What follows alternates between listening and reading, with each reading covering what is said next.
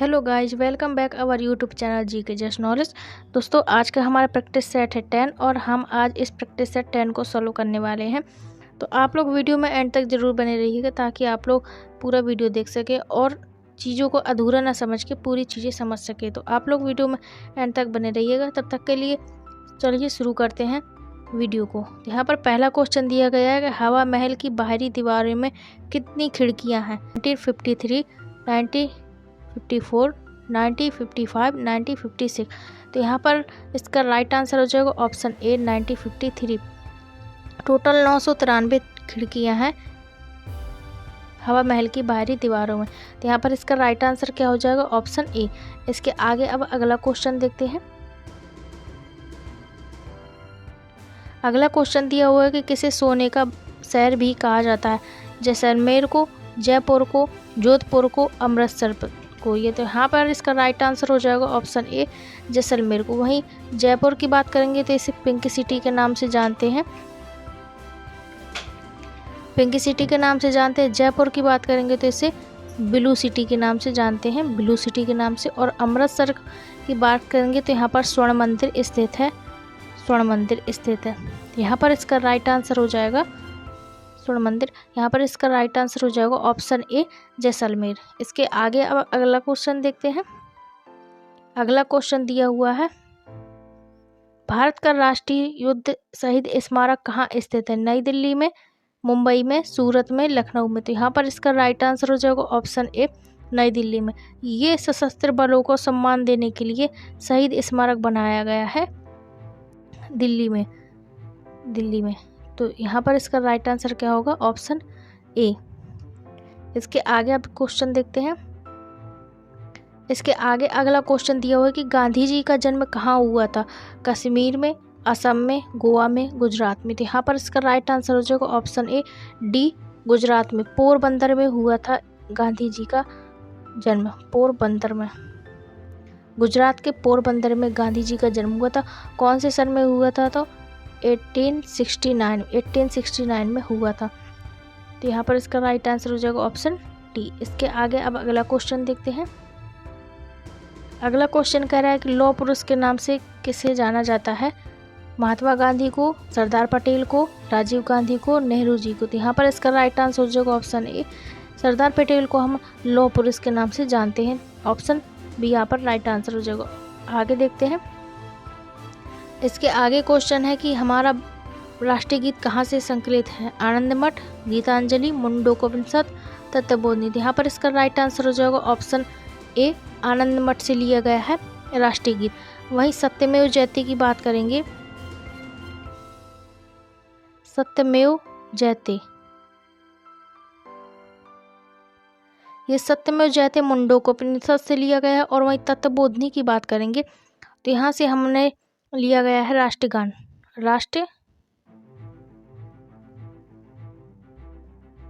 राष्ट्रगान लिया है तत्वबोधि से। अब जो आनंद मठ है राष्ट्रीय गीत किसने लिखा है? तो राष्ट्रीय गीत बंकिम चंद्र चटर्जी ने लिखा है। यहाँ पर हम लिख लेते हैं जो राष्ट्रीय गीत है तो बंकिम चंद्र चटर्जी ने लिखा है। और वहीं राष्ट्रगान की बात करेंगे तो रविन्द्रनाथ टैगोर ने लिखा है, रविंद्रनाथ टैगोर ने। तो यहाँ पर रविन्द्रनाथ टैगोर ने तत्वबोधि पुस्तक से लिया है राष्ट्रीय गान को और रविन्द्रनाथ टैगोर ने लिखा है। यहाँ पर आनंद मठ की बात करेंगे तो राष्ट्रीय गीत है और आनंद मठ बुक से लिया गया है, बंकिम चंद्र चटर्जी ने इसे लिखा। वहीं सत्यमेव जयते की बात करेंगे तो मुंडकोपनिषद से लिया गया है। तो यहाँ पर इसका राइट आंसर हो जाएगा ऑप्शन ए। इसके आगे अब अगला क्वेश्चन देखते हैं। अगला क्वेश्चन कह रहा है कि भारत की सबसे बड़ी सिंचाई नहर का नाम है?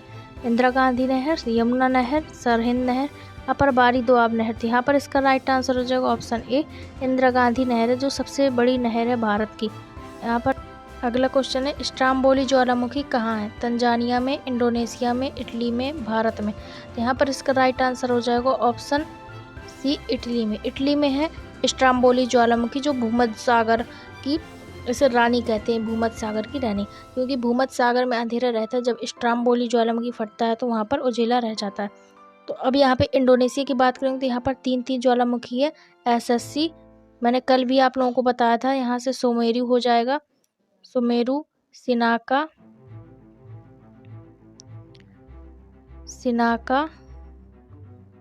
और यहाँ से क्राकाटोआ, यहाँ से हो जाएंगे हमारे 3 ज्वालामुखी। और स्ट्राम्बोली इटली का हो गया। भारत का हो जाएगा बैरन तथा नारकोंडम। यहाँ पर आप लोगों के लिए लिखूँ तो अगर यहाँ से भारत में आएगा बैरन तथा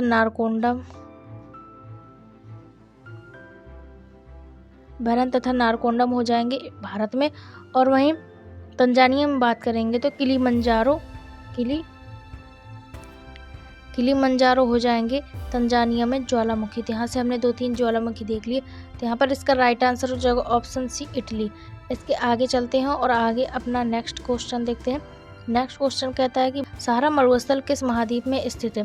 अफ्रीका महाद्वीप, एशिया महाद्वीप, उत्तरी अमेरिका महाद्वीप, दक्षिणी महाद्वीप।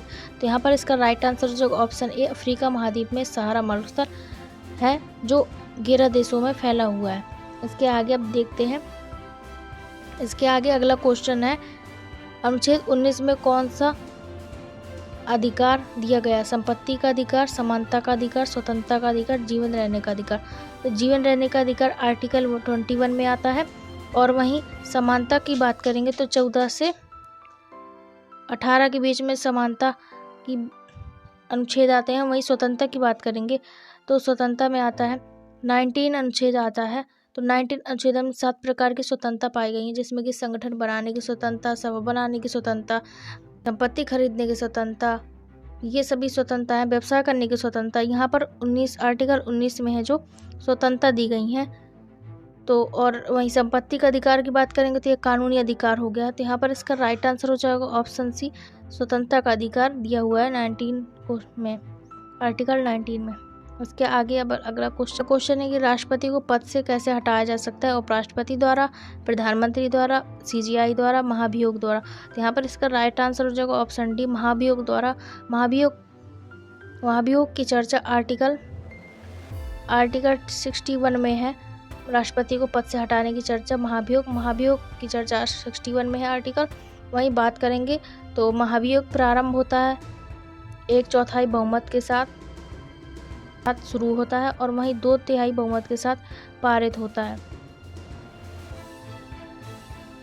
तो राष्ट्रपति हो या किसी भी अधिकारी को हटाने के लिए महाभियोग जैसी प्रक्रिया लानी पड़ती है, लेकिन राष्ट्रपति को हटाने के लिए महाभियोग ही लाना पड़ता है।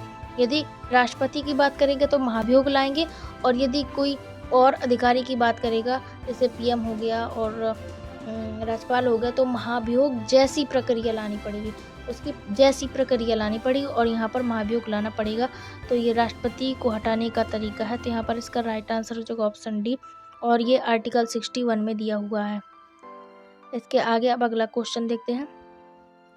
अगला क्वेश्चन में कह रहा है कि भारत के पहले मुस्लिम राष्ट्रपति कौन थे? डॉक्टर राजेंद्र प्रसाद, जाकिर हुसैन, बीवी गिरी, द्रौपदी मुर्मू। यहाँ पर इसका राइट आंसर हो जाएगा ऑप्शन बी, जाकिर हुसैन थे। वहीं भारत के पहले राष्ट्रपति थे डॉक्टर राजेंद्र प्रसाद, और ये जाकिर हुसैन की पद रहते में मृत्यु हो गई थी। इसके बाद वह बीवी गिरी राष्ट्रपति बने थे उनके स्थान पर। और वहीं द्रौपदी मुर्मू की बात करेंगे तो ये 15वीं राष्ट्रपति हैं, और महिला में बात करेंगे तो 2nd राष्ट्रपति हो जाएंगे।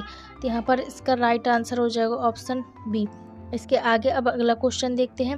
अगला क्वेश्चन कह रहा है कि उपराष्ट्रपति अपना त्यागपत्र किसे देते हैं? राष्ट्रपति को, प्रधानमंत्री को, लोकसभा अध्यक्ष को, सीजीआई को। तो यहाँ पर इसका राइट आंसर हो जाएगा ऑप्शन ए, सीजीआई को। उपराष्ट्रपति अपना त्यागपत्र राष्ट्रपति को देते हैं और राष्ट्रपति अपना त्यागपत्र उपराष्ट्रपति को देते हैं। तो यहाँ से रिवर्स हो जाएगा, दोनों एक दूसरे को अपना त्यागपत्र देते हैं। यहाँ पर इसका राइट आंसर हो जाएगा ऑप्शन ए। इसके आगे अब अगला क्वेश्चन देखते हैं। इसके आगे क्वेश्चन कह रहा है कि पत्थर को ठोकर मारने से व्यक्ति को चोट लगने का कारण है? प्रतिक्रिया बल, संवेग बल, जड़त्व बल, न्यूटन बल। तो यहाँ पर इसका राइट आंसर हो जाएगा ऑप्शन ए, प्रतिक्रिया बल। प्रतिक्रिया बल बेसिक वो होता है जैसे कि हम किसी भी वस्तु या चीज़ पर जितना फोर्स लगाएंगे वही चीज़ और वस्तु उतना ही हमारे ऊपर फोर्स लगाती है। यानी कि हम किसी वस्तु को जितनी तेज़ी से ढकेलेंगे उतनी ही तेज़ी से वह प्रतिक्रिया बल लगाएगी अपना, जैसे क्रिया प्रतिक्रिया का बल कहते हैं। तो यहाँ पर इसका राइट आंसर हो जाएगा ऑप्शन ए। क्वेश्चन है नौटंकी कहाँ का नृत्य है? केरल, उत्तर प्रदेश, तमिलनाडु। हो जाएगा ऑप्शन बी। नौटंकी उत्तर प्रदेश का है, वहीं रासलीला भी उत्तर प्रदेश का है। रासलीला, नौटंकी। वहीं केरल की बात करेंगे तो कथकली हो जाएगा, कथकली। और पिछले वीडियो में भी हम ये पढ़ कर आए हैं, तमिलनाडु में भरतनाट्यम, कर्नाटक में यक्षगान। तो यहाँ पर इसका राइट आंसर जो ऑप्शन बी। इसके आगे अब अगला क्वेश्चन देखते हैं। अगला क्वेश्चन कह रहा है कि सर्वाधिक ऊंचाई वाला हवाई अड्डा है? तिब्बत, नेपाल, चीन, भारत। यहाँ पर इसका राइट आंसर जो ऑप्शन ए। तिब्बत है जो सबसे बड़ा ऊंचाई अड्डा है हवाई जहाज का। और वहीं पर बात करेंगे तो ये तिब्बत एक पठार है जो सबसे ऊंचा पर है। यहाँ पर इसका राइट आंसर जो ऑप्शन ए। इसके आगे अब अगला क्वेश्चन देखते हैं। अगला क्वेश्चन दिया हुआ है फ्रांस की राजधानी है?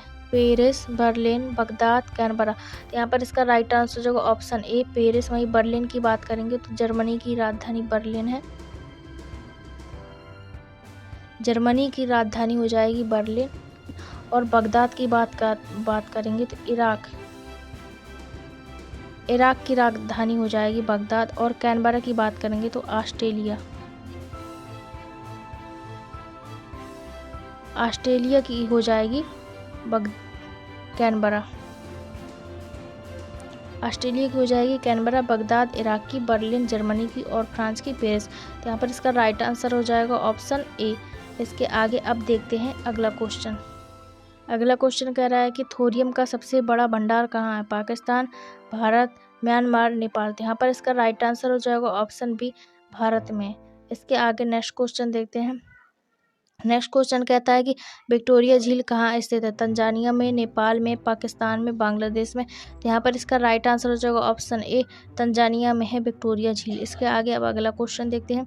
अगला क्वेश्चन है भीमराव अंबेडकर की जयंती कब मनाई जाती है? 5 सितंबर को, 31 अक्टूबर को, 8 मार्च को, 14 अप्रैल को। तो यहाँ पर इसका राइट आंसर जो होगा ऑप्शन डी, 14 अप्रैल को भीमराव अंबेडकर की जयंती। वहीं नेशनल वुमेन डे मनाया जाता है। मैं यहाँ पर शॉर्टकट लेकर चल रही हूँ। नेशनल वुमेन डे मनाया जाता है 8 मार्च को। वहीं 31 अक्टूबर को एकता दिवस मनाया जाता है। 31 अक्टूबर को। 5 सितंबर को मनाया जाता है शिक्षक दिवस। तो फ्रेंड्स ये थी हमारा आज का प्रैक्टिस सेट 10। और हम पिछले दिनों से काफ़ी प्रैक्टिस सेट करते चले आ रहे हैं जो बहुत ही ज़्यादा इम्पॉर्टेंट है किसी भी एग्जाम के लिए। तो हम मिलते हैं अगले नेक्स्ट सेट में। तब तक के लिए धन्यवाद। Thank you so much. जय